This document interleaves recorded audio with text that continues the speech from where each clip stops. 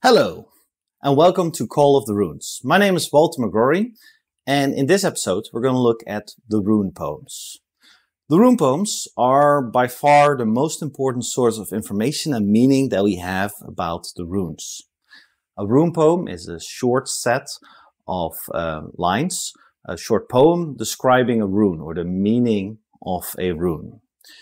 These are barely poems. They're sometimes only 2 lines long, and they don't always rhyme. Sometimes they rhyme, sometimes they are tied together with alliteration or with a similar cadence. There's 3 sets of these rune poems: the Norwegian rune poems, the Icelandic rune poems, and the Anglo-Saxon rune poems. Where these came from, what these are, and how we interpret them is what we're going into this video. So, let's begin.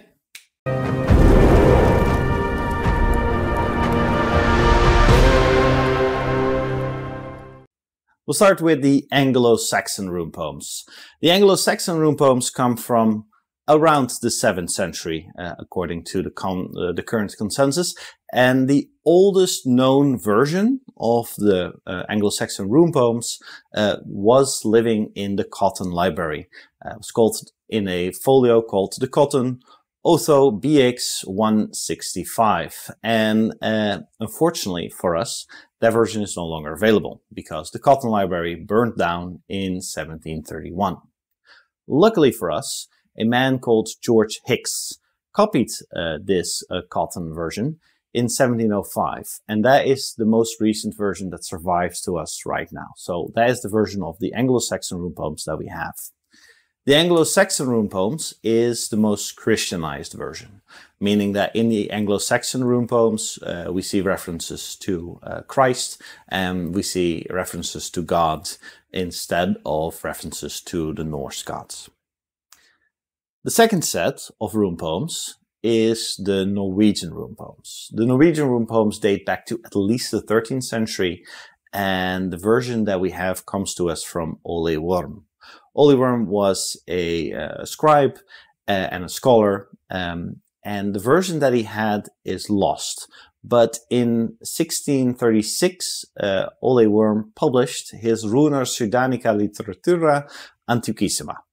And in there, he had transcribed the Norwegian rune poems that he had in another folio.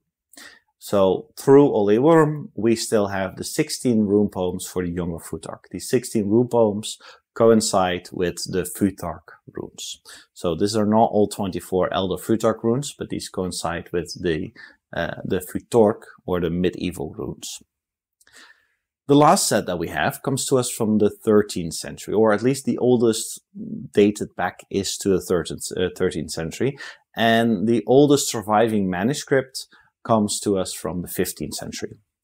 Arne Magnusson, the secretary of the Royal Archives, who lived from 1663 to 1730, he collected through his life as much works around Norse mythology and Icelandic folklore as he could.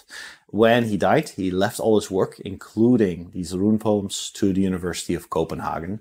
And in 1965, they were then transferred back to Iceland, where they now are, in the Icelandic Institute for Icelandic Studies, as part of an exchange program, because most of the works originally came from Iceland, as did Arne Magnusson.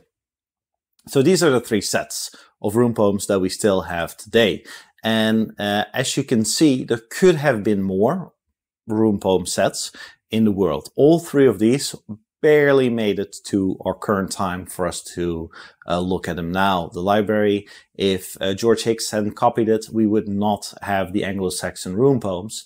And the same is true for Ole Worm, only because one person in the line copied it before the old version was destroyed do we have our most current manuscripts. Meaning there could have been more rune poems, we just don't know. There could have been more that have been completely destroyed, or there might, and this is slightly more unlikely, be sets of rune poems that we're just not aware of that are still somewhere in a collection hidden for us right now. There's also some limitations, because I say when we get the meaning of the runes, we get them from the rune poems, that's true.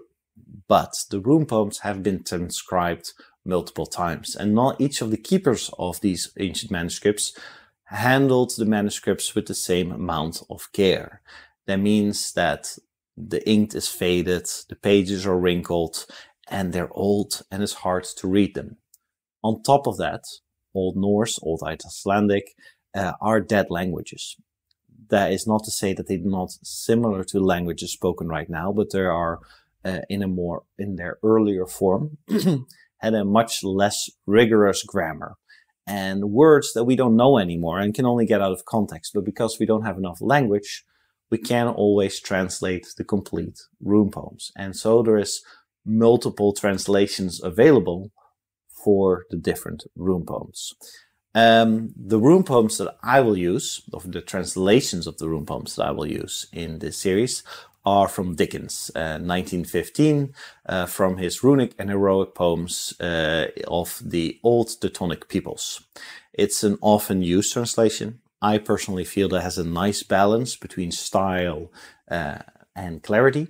And also it is not a very controversial translation. There's no translations in there that very far veer away from any scientific consensus that there's right now about the translation of the rune poems, meaning that that is a very good middle-of-the-road translation to use for these videos and also to have a consistent source. So that are the rune poems that I will be quoting and using when I'm talking about the individual runes, and within his book are all three of the sets of the rune poems that are known to us now, translated to English. That is all I have to say about the rune poems from now. I hope you enjoyed the video. If you liked it, please subscribe, like, and also share. That would help a lot. And until next time.